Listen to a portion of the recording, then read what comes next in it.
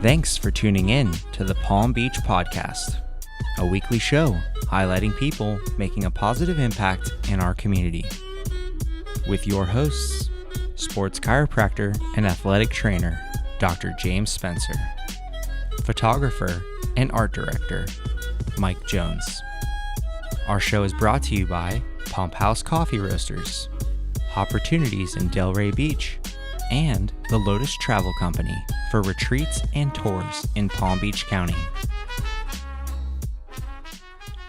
Hello, welcome to the Palm Beach Podcast. My name is Mike Jones. I'm hanging out at Media Zone on Singer Island with a couple cool dudes. Dr. James Spencer, how you doing today, buddy? Man, it's a pleasure today. Honestly, beautiful blue skies.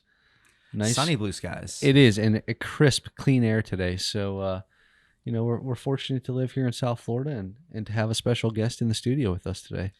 You're very right. We love having special guests in the studio, but honestly, just sitting out there chatting with you for the last half an hour has been amazing. Very, very excited to have you on the show representing the Gray team.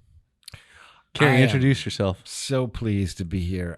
My name is Cary Reichbach. I am a United States Army veteran and the co-founder and right now the current president of Gray Team Military Community here in Palm Beach County.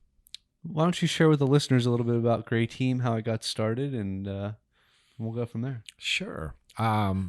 So Gray Team was kind of a concept that was developed from my own difficulties transitioning from the United States Army into the civilian landscape and figuring out how to navigate without falling by the wayside as so many veterans do.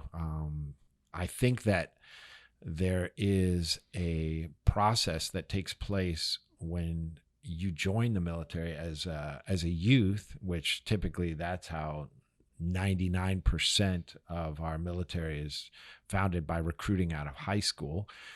So you would typically join the military at 18 years old. You're very impressionable, and you go through an indoctrination period, if you will.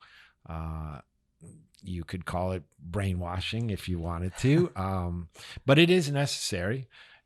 Our country's been at war for way over 200 years. I mean, we're a very warlike. Too long. Yes, much too long. And because of that, we have to keep our military stocked full of soldiers. And soldiers need to be able to run towards danger without hesitating and be able to kill on command. And I have to use the word kill because that's what is ingrained into us is kill. In fact, that's a standard Marine response when a church says, do you hear what I'm saying? And everybody says, amen. The Marines say, do you understand? And they go, kill. Okay. So that's ingrained. And we need soldiers out there on the front line to defend this country. We do. I'm not here to argue that. So we have a program that takes place, and it's anywhere from 8 to maybe 40 weeks, depending on what the military occupational specialty is, or MOS. And then, you're released out of kind of this indoctrination program, and you can actually now do your job.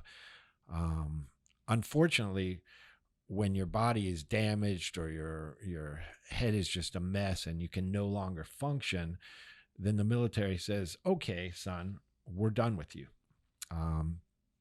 You did great. Thank you for serving your country. Here is a prescription for sleeping pills, because you're probably not going to sleep much anymore. You're going to have bad dreams. You're going to wake up with night sweats. Your heart's going to be pounding.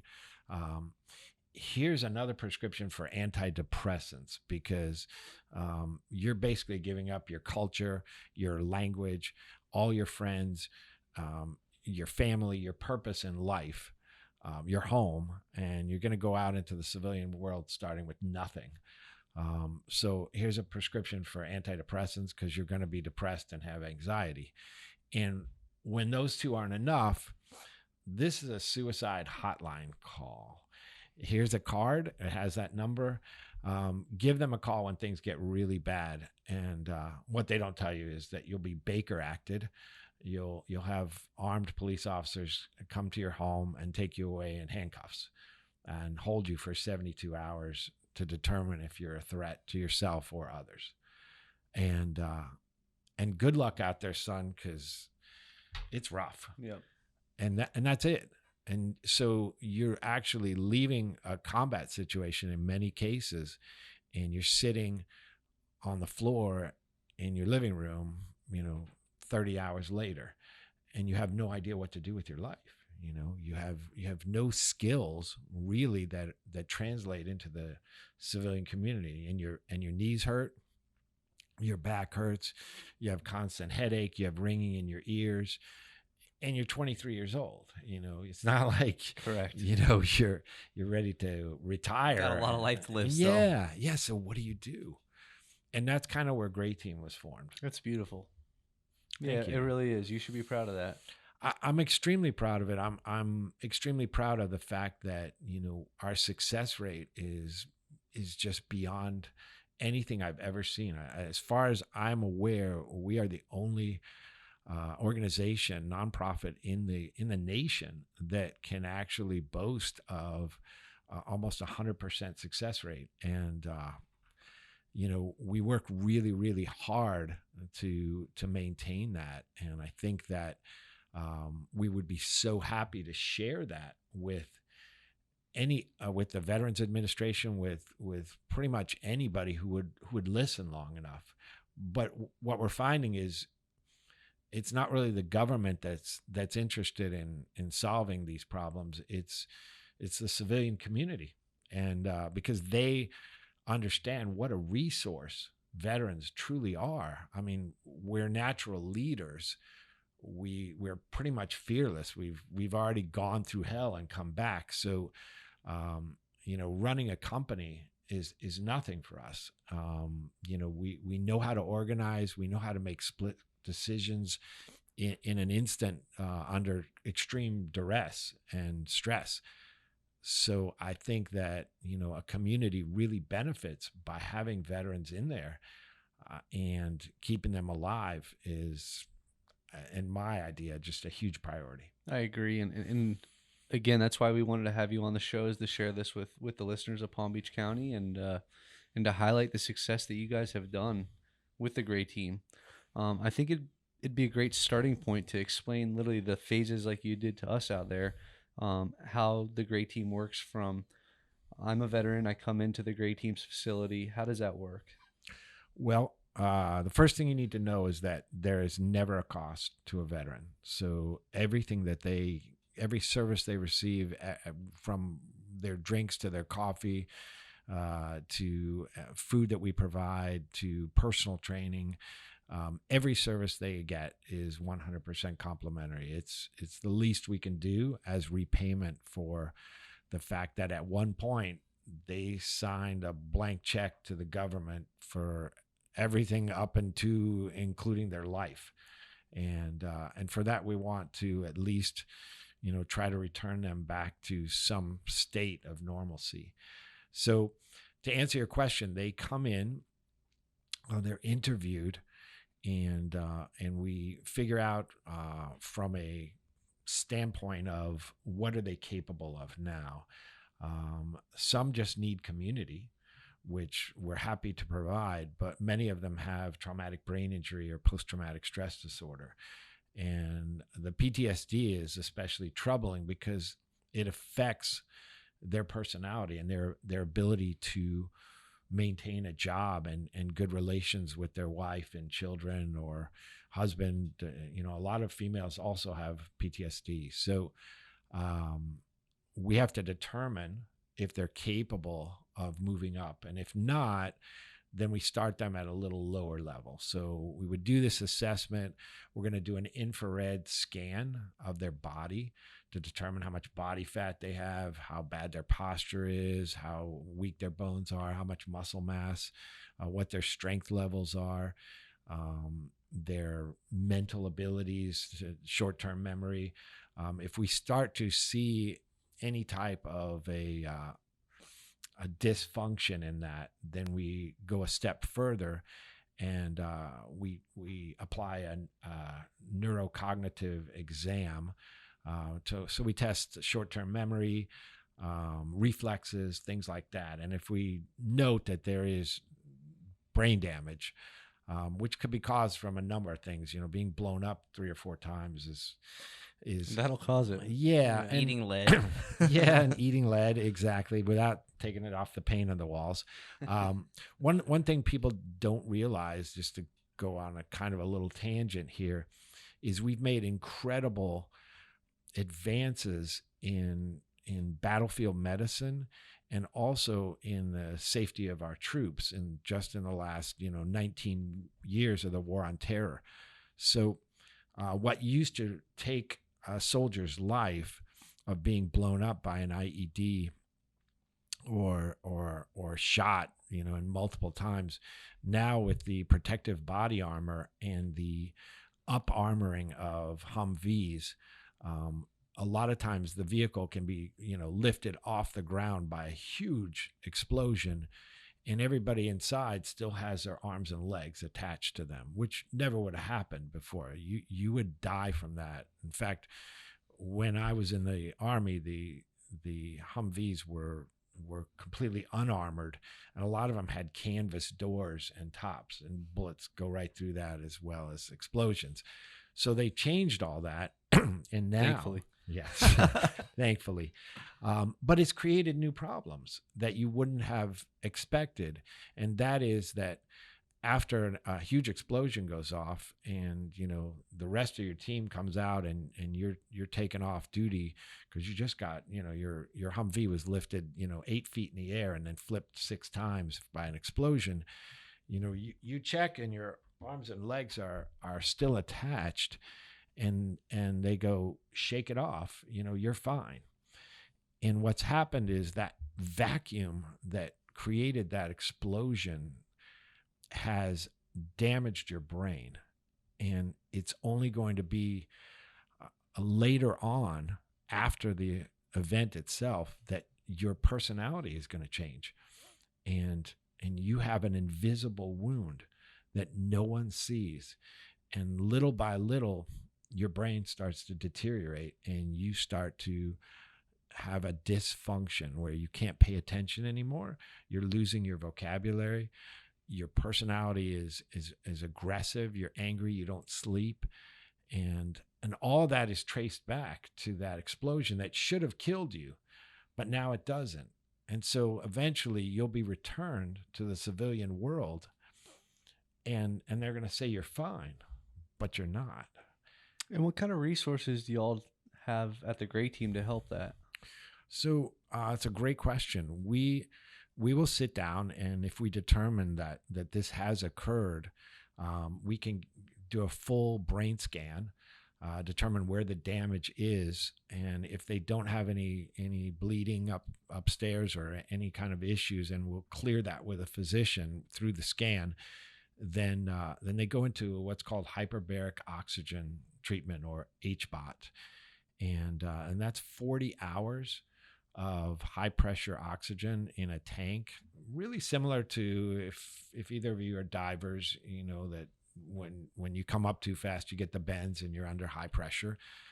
We do the same thing for veterans, and that high pressure oxygen can actually channel into the brain and begin the healing process.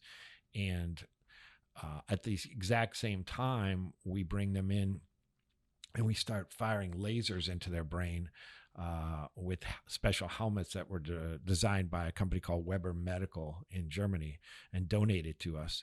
And so we're hitting the brain from 2 different angles, so to speak. And after that period, if they're, we'll take another test, compare that to the baseline, and see if we've actually made progress. And 9.9 times out of 10, we have. We've never actually seen somebody not progress from that. It may be a 25% increase, or it could be 100%, but it's always an increase.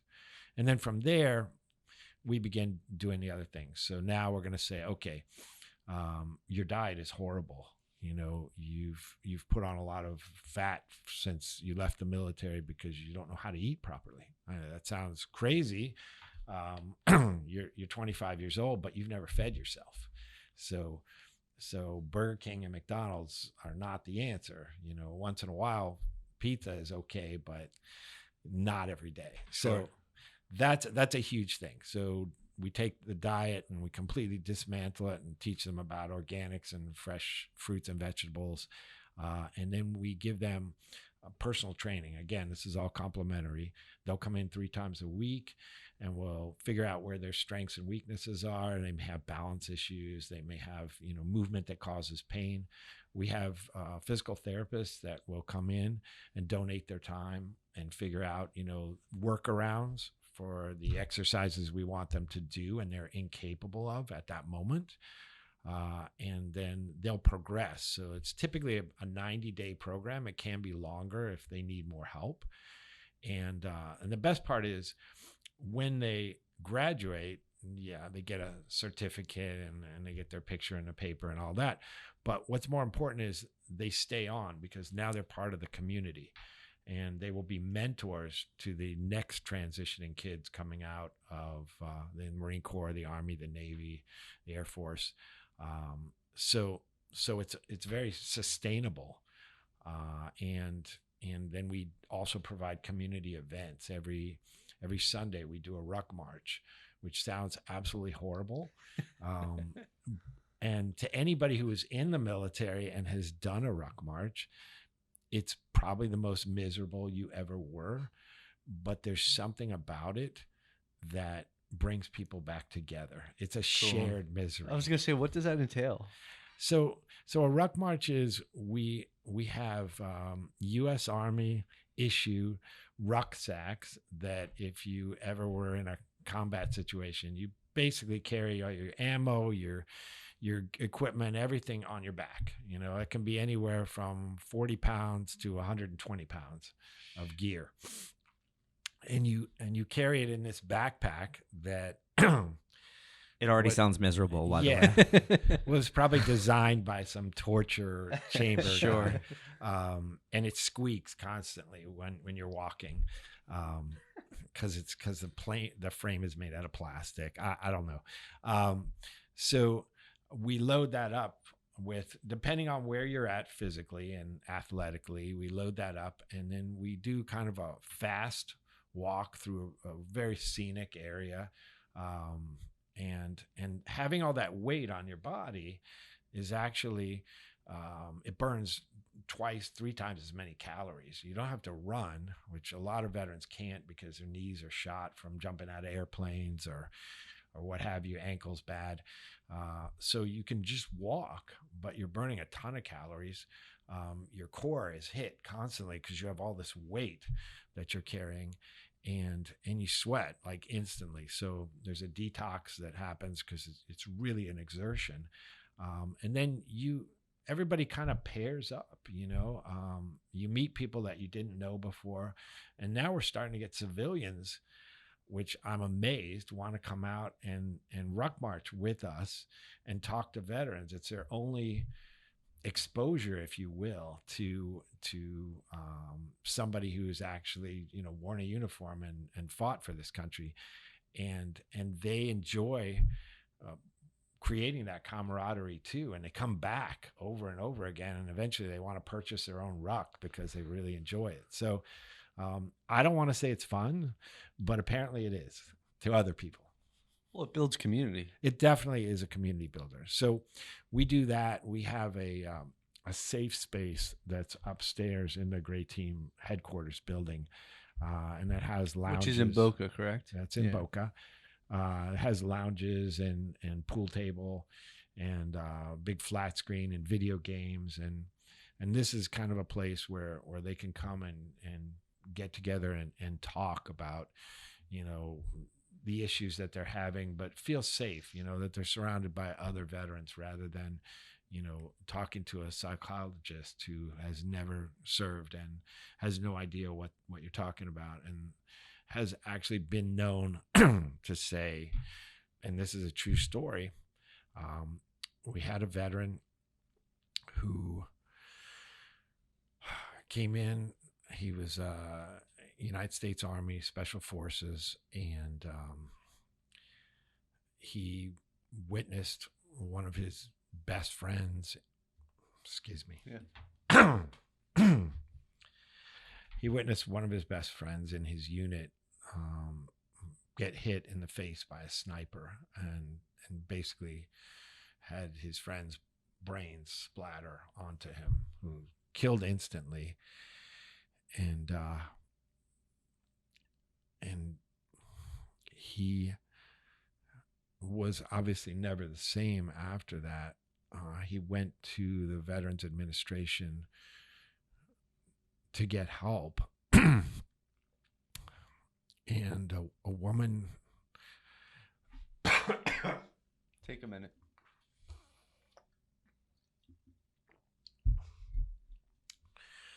A woman, excuse me. I think like this is even just a prime example of when we were talking before, like civilian versus not, there really is no, I think what we mentioned before, like you don't come back and you can't just be a civilian. You're always going to be a veteran, right? Like, and so moments like this is really cool for a civilian to even be experiencing. Yeah, and it makes it more, real. Yeah, it's definitely real. Sorry, the female therapist that he saw listened to him explain how after that happened, everybody hit the ground, and a woman came running at their group, an older woman, like probably 50s or 60s, but in Afghanistan, that's like late aged, because it's a rough world out there. And she had an RPG, a rocket propelled grenade, that she was aiming to fire and running at them. And he basically had to cut her in half with a machine gun to save everybody around him.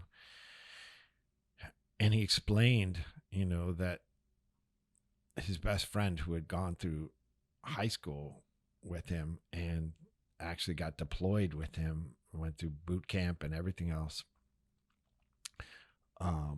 he still had his brain matter on his face and uniform, and he was engaging the enemy, and he had just machine gunned this woman in half who was running at him, somebody's grandmother, and he had nightmares from this reoccurring pretty much every night, keeping him from getting any kind of rest or tranquility. And her words to him were, after hearing him draw this out, and I cut it out, a lot of the details for brevity and for the audience, she said, "Well, you need to get over it."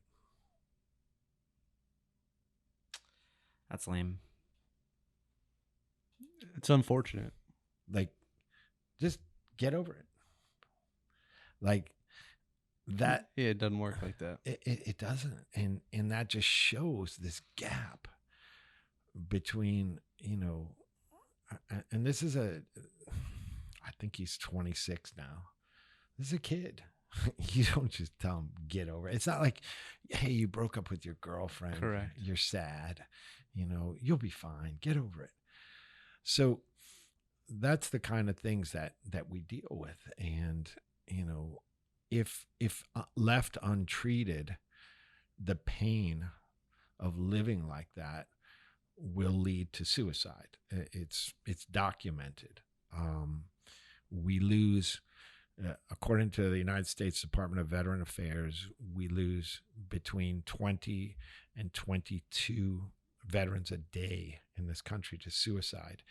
And that was a statistic from 2018. Since COVID has occurred, they're estimating that that statistic is now close to 26 a day because of the forced isolationism. So if you watch the newspaper or the news or anything, occasionally you'll see a couple of soldiers die in training accidents, in a helicopter crash, or in combat. But it's pretty rare, and it makes headlines. So if, we lose 1 or 2 a month, we figure that's normal. We're losing 26 a day in this country. I mean, it's infinitely more dangerous than for a soldier to come back to the United States after fighting in combat with our enemies. It's more dangerous for him to come home. And that's a shocking statistic. And that's one of the reasons that Gray Team exists. Well, I was going to say that's what makes it so special and so unique. Yeah, I think that, if people were actually aware of this incredible travesty that we're overlooking, these people who went out there and did what they had to do, and when they come back, we ignore them, and we have for years. It didn't start with my generation. I think everyone's heard of the Vietnam veterans who came back from a war that was completely unpopular, got spit on. They were exposed to Agent Orange. If they even survived the war, they came home and had all kinds of cancer and reproductive issues and things from the exposure to toxins. And they were never, ever treated for that. Up to this day, they were just left to die. I've actually got a patient right now that has that. Oh, wow. Vietnam vet that was diagnosed with that. And it's that's why it kind of hits home for me. And again, why we wanted to have you on the show is to create this relatability and the realness of what y'all encounter, and to highlight how we can help as a community in Palm Beach County. I think that, one of the best ways, and you guys are really, really good at it, is just spreading awareness. I think if people truly understood what's happening in their community, they would be outraged by it and want to help. So our website is grayteam.org. That's greyteam.org. And I would encourage everyone to just sign up for emails, if just to get more involved and to see what we're doing. And if you want to help, obviously, we're not government sponsored. So any kind of financial help whatsoever, any type of small donation, $5 is fantastic, because we're in a situation now where, due to COVID, we are unable to hold any fundraising events, no golf tournaments, no galas, no, silent auctions, anything like that. And yet we have more veterans than ever that need help and less funding to do it. So we're not government supported. And that's a huge issue that the community actually could help with. You hear that, all you listeners out there? Get on that website right now. Pay it forward. And I think, coming from me, and I'm sure Spencer agrees too, but thank you. Correct. It's nice to see, and I know you came in with the shoes that only have the toe webbings, and you call things evaluations, and so I'm sure this guy right here is already gushing because he's all into the wellness factor, but the mental, the physical, and then the community seems like a really great way to help reacclimate to normal life back here in the United States.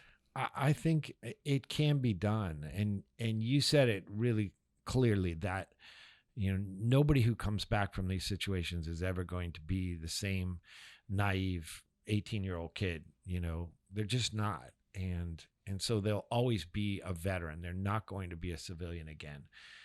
But that's okay. They can be an amazingly productive member of our society. They can contribute greatly. They signed up to serve, and they want to serve, and they can still serve in a lot of capacities. I think that one thing that's overlooked, a lot of people, care about children in our community, and there are a lot of charities that help feed and clothe and give school supplies to children. But the children of veterans are often overlooked by not realizing that if we can elevate the mindset and the health of the father or mother or sometimes both who served in the military, the children are direct beneficiaries of that because they have a much more stable home life. There's Sure. probably a better chance that their parents stay married and they don't have flash anger issues, and the children typically take the brunt of that. Well, I'll tell you what, I'm very impressed with what you guys have created and what you've started, and it's a movement is really what it is. And for other locations out there, I mean, I see this as a template for other locations throughout the United States to help a lot of people. I think that would be amazing. I mean, there's no ego involved, and I would much rather turn the reins of this over to a CEO who could actually do a much better job than I can. And there's a lot of those in Palm Beach County who are willing to volunteer their time. Yeah, we could use the mentorship. I'm just I was a military policeman in the Army. I know how to carry an M4 and a 45 caliber and a 9mm, and I'm great with all those kinds of things. But when it comes to running an organization that really should be spread throughout the United States, that's not my forte. So I would gladly accept any kind of help from anyone who has even a slight interest in finding out what we do. And also, I think it's very important to note that anything we do with veterans is relatable to civilians. So, veterans aren't the only ones with backaches, or people have car accidents and they are, as you well know, they have damage to their bodies. And what we're doing, we're kind of exploring new frontiers with technology, but it can easily be used on civilians as well. And so if anybody's interested in attempting to try out some of the stuff that we have, we are so available to share any information or even the services themselves. Well, thank you for serving the country and leading by example. And anybody else who you want to thank, why don't you give a little shout out to the camera over there? Yeah, I'd actually like to thank Black Rifle Coffee for sponsoring us, Celsius energy drinks. We love your products and we love having them in our facility. I also probably should reach out to the Home Depot Foundation, who has helped us build out the initial facility. And there are a lot more. I don't want to go after everybody. So if I left you off, it's not because we don't appreciate you. It's just a constraint of time. Cary, thank you very much, man. Appreciate it. Thank you for listening to this week's episode of the Palm Beach Podcast. Our show is brought to you by Pump House Coffee Roasters, Opportunities in Delray Beach, and the Lotus Travel Company for retreats and tours in Palm Beach County.